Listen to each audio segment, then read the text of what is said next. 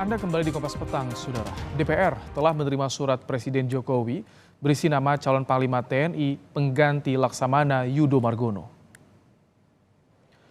Ketua DPR Puan Maharani menyatakan Presiden Jokowi mengusulkan Kasat Jenderal Agus Subianto sebagai calon tunggal Panglima TNI pengganti Laksamana Yudo Margono yang akan segera pensiun akhir November ini.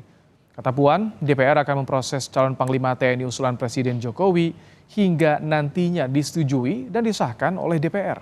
Sebelum diusulkan Jokowi sebagai calon Panglima TNI, Jenderal Agus Subianto baru dilantik sebagai Kasat 25 Oktober lalu atau baru menjabat sekitar sepekan. Pengangkatan sumpah jabatan Letnan Jenderal. Nama yang diusulkan oleh Presiden adalah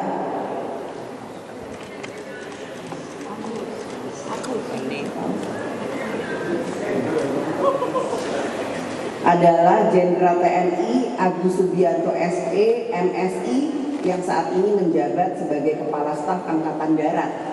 Karenanya sesuai dengan mekanisme yang ada, DPR akan memulai proses dari mekanisme DPR untuk bisa menindaklanjuti surat usulan pengganti calon Panglima TNI tersebut. Setelah diterima DPR, calon tunggal Panglima TNI usulan Presiden Jokowi akan diproses melalui uji kepatutan dan kepantasan oleh Komisi 1. Dari Komisi 1, Panglima TNI terpilih kemudian akan disahkan di rapat paripurna DPR. Anggota Komisi 1 DPR fraksi Golkar Dev Laksono menilai calon Panglima Jenderal Agus Subianto merupakan pilihan yang tepat baik untuk kepentingan reformasi TNI maupun agenda pemilu serta transisi kepemimpinan nasional.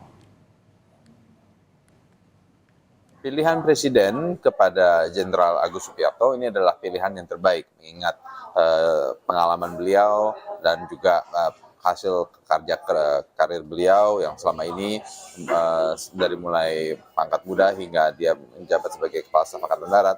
Nah, hal-hal yang di hadapan kita ke depan seperti pesta demokrasi yang akan kita jalankan, lalu juga proses pergantian pemerintahan ke depannya. Ini merupakan tugas-tugas yang membutuhkan kemampuan yang sangat luar biasa dan itu. Jenderal Agus Subianto merupakan lulusan Akademi Militer Angkatan 91. Dalam sejumlah karir tugas, Agus Subianto memiliki rekam jejak beberapa kali berada di sekitar lingkaran Jokowi. Agus bersinggungan pertama kali dengan Jokowi sebagai Komandan Kodim 0735 Surakarta. Semasa Jokowi menjabat Wali Kota Solo. Usai berpindah tugas, Agus berada di lingkaran Jokowi saat menjabat Danrem 061 Surya Kencana Bogor yang melingkupi Istana Bogor. Agus Subianto kembali masuk ring dekat Jokowi setelah dilantik menjadi Komandan Pas Pampres di tahun 2021.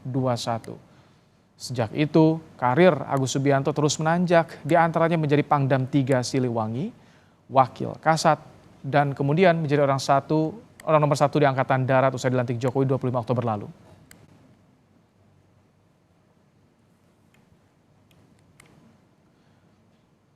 Untuk membahas calon tunggal Panglima TNI yang sudah diusulkan Presiden Jokowi ke DPR, sudah ada pengamat militer dan pertahanan Koni Rahakundini Bakri. Selamat petang, Bu Koni. Selamat petang. Bu Koni, baru sepekan menjabat sebagai Kasat langsung diusulkan jadi Panglima TNI. Bagaimana tanggapan Anda, Bu Koni? Tanggapan saya sih sebenarnya berarti rumors yang saya dengar jauh-jauh hari ya, sudah sekitar 2 minggu lalu itu sudah clear bahwa Pak Agus tuh akan diangkat kemudian akan dipercepat menjadi Panglima TNI gitu. Tapi kita coba lihat ada 5 fakta di sini. Pertama, Pak Yudo itu masih waktunya sebulan lagi, ya kan, untuk pensiun. Apa yang membuat dipercepat pergantian ini buat saya menjadi question mark. Kedua, Panglima Yudo itu sedang dalam tahap akhir bersama Menhan menyusun pembangunan blueprint, strategi dan doktrin pertahanan Nusantara, poros maritim dunia, which is sampai dengan pembangunan TNI dan lain-lain postur sampai 2045.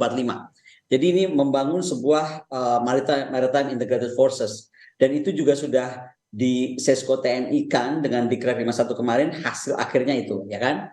Itu salah satu legacy yang sedang dibuat oleh Panglima Yudo. Okay. Nah, sementara Jenderal Agus sendiri kan baru semingguan ya menjabat Kepala Staf Angkatan Darat. Maka ini menjadi pertanyaan karena begini, baru saja kita dikejutkan oleh putusan MK yang bermasalah secara etika, ya kan? Nah, indikasi kuat nepotisme sedang kita bahas nih di tengah masyarakat sekarang masih menguat itu. Jadi sekarang pertanyaannya, bolehkah kita khawatir gitu bahwa pergantian panglima ini ada berhubungan ke sana gitu?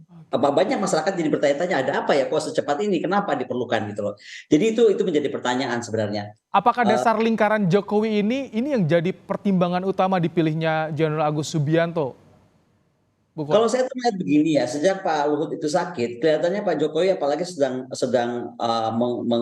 cawe-cawe kalau saya boleh sebut istilah beliau ya, sedang cawe-cawe untuk putranya masuk jadi cawapres.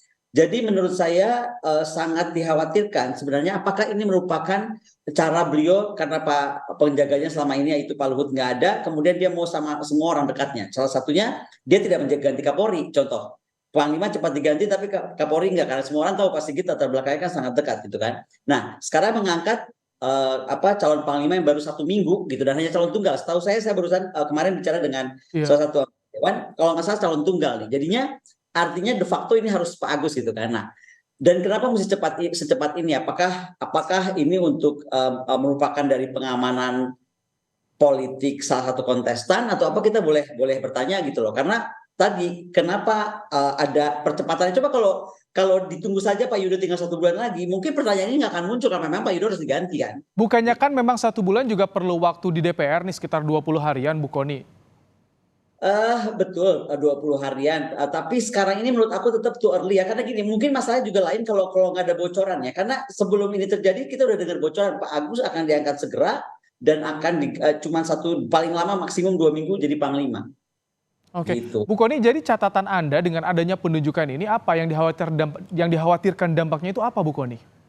Begini, saya selalu percaya kepada TNI, sangat percaya kepada TNI, ya kan? Karena mereka itu tentara profesional, mereka itu memang lahir dari rakyat untuk rakyat. Tetapi sekali lagi, karena kita masih terkejut-kejut dengan kasus MK yang belum selesai, menjadikan pertanyaan 16 guru besar tentang legalitas dan legal aspeknya bagaimana. Contohnya ada berdampak kepada KPU yang kemudian dituntut sebanyak 70-an triliun.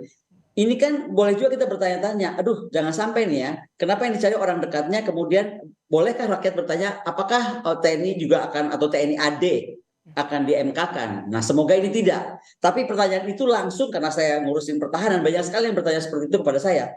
Nah ini yang mesti kita yakinkan bahwa TNI harus netral, tidak mendukung paslon siapapun atau mendukung cawapres siapapun khusus gitu. Tapi memang harus betul-betul adil dan merata untuk semua calon presiden dan calon wakil presiden.